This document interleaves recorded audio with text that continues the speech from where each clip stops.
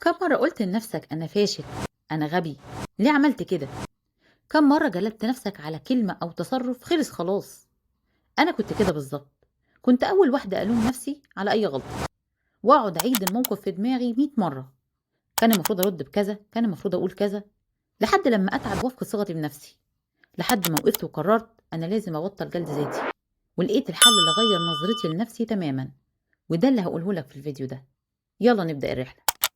كان يا مكان من كام سنة خدت قرار وكلمت نفسي وقلت لازم يا أميرة بقى نطور من نفسنا ونكتشف ذاتنا ونتغير. بدأت أقرأ في كتب عن التنمية البشرية وعن تطوير الذات، وبدأت أول حاجة هي زيادة ثقتي بنفسي. لقيت اختبار في الكتاب بيقول إيه، هات ورقة وقلم اكتب مميزاتك وعيوبك. وهنا كانت الصدمة. السؤال يبان سهل، بس تنفيذه على الورق صعب جدا. تخيلوا لقيتني كاتبة في قائمة العيوب أدق التفاصيل، حتى التافه منها كاتباه.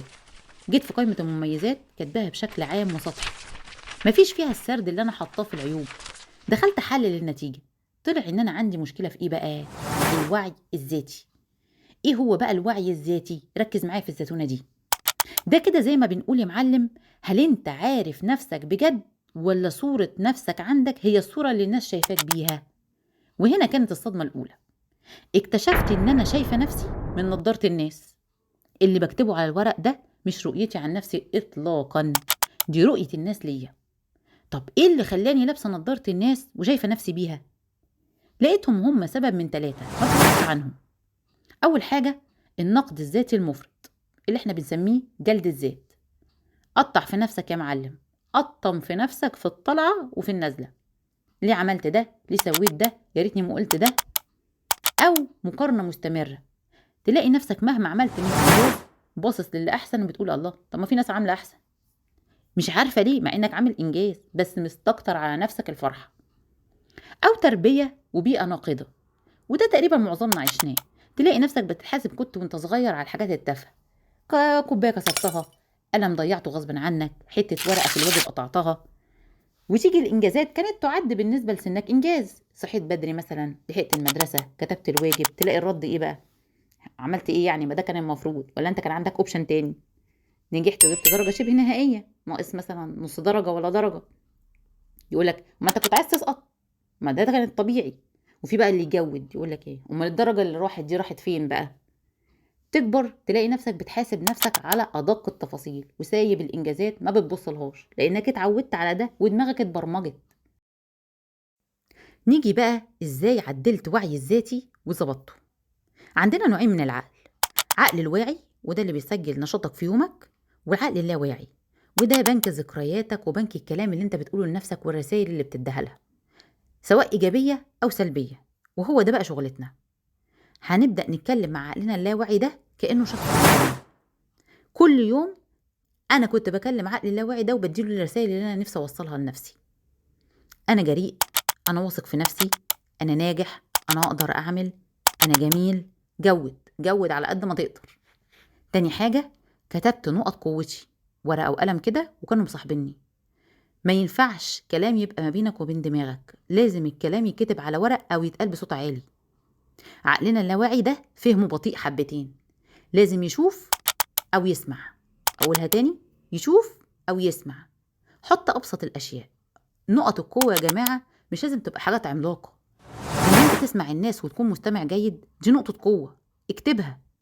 إن أنت تحاول إن أنت تجتهد أو تشتغل وأنت ما عندكش نفس وما عندكش عزيمة إن أنت تشتغل ومع ذلك بتنجز، دي برضو نقطة قوة. إن أنت تذاكر في اليوم ربع ساعة ولا نص ساعة، والله نقطة قوة. ما تستخسرش في نفسك الفرحة، اكتب ما يهمكش، والله الحاجات الصغيرة ديت في ناس ما بتقدرش تعملها فعلا. بعد كده وقفت مقارنات بقى، ما بقيتش ببص للناس، انا ببص لنفسي، اقارن نفسي بنفسي.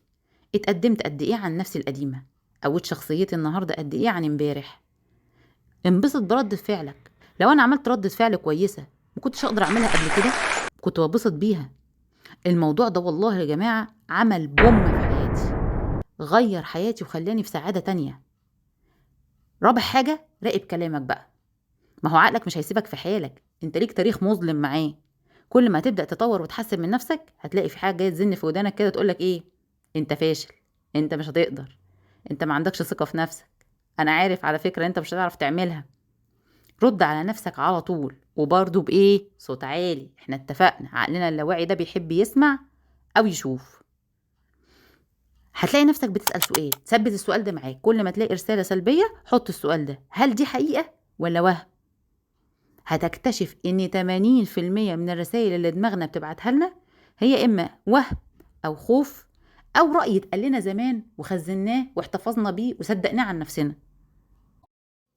احنا يا جماعة هنبدأ نعيد تسطيب دماغنا. اتعامل مع دماغك على انها ويندوز، انت بتسطبه تسطيب جديد، بتغير السيت اب القديم ده كله وتحط سيت اب جديد. وطالما هتغير تسطيب دماغك وتحط ليها سيت اب جديد، انت محتاج تغير برضو دايرة معارفك وعلاقاتك. الناس اللي تنتقدك، الناس اللي بتقلل منك بناقص من معرفتها. انت مش ناقص. ابعد عن اللي يحبطك او يجرحك او يحسسك ان انت قليل. قرب من الاشخاص الداعمة اللي تزود ثقتك بنفسك، اللي تديك جرعة دعم كبيرة تفيدك، انت محتاجهم في الوقت ده. 7 بقى، اسمح لنفسك بالغلط. انا كنت بسمح لنفسي بالغلط، كنت بقولها والله لنفسي: ايه المشكلة؟ انتي انسانة وبتغلطي، مش نهاية الكون يعني. انا اتعلمت من خطأي، بالعكس ده انا كنت بعتبر ان انا لما بغلط ده انجاز في حد ذاته. ليه؟ انا عرفت طريقة جديدة ما اعملش بيها الحاجة دي، فبالتالي انا ده انجاز. مش عيب ان احنا نغلط، وربنا خلقنا بنغلط، احنا كده كبني ادمين، دي طبيعة بشرية. انا بدأت من ساعتها اتعامل مع نفسي يا جماعة على انها شخص اخر محتاج حد يعرفه نفسه، ويبقى زي المرشد السياحي كده، اعرف نفسي وطبطب عليها من اثار عدوان قديم انا عملته فيها من جلد ذات وكلام سلبي. اخيرا بقى انا كنت بحتفل باقل انجاز. طب والله يا جماعه لو نشرت الغسيل كنت بحتفل ان ده انجاز. لو خلصت شويه المواعين انا كنت بعتبره برضو انجاز. اتعلمت ازاي اتبسط من اقل شيء. كوبايه الشاي ساعه العصر في البلكونه وانا بقول الاذكار كده كانت بترفع معنوياتي في السحاب. كل اللي انا قلته لكم ده دي تجربه شخصيه انا فعلا مريت بيها وفرقت حقيقي في حياتي.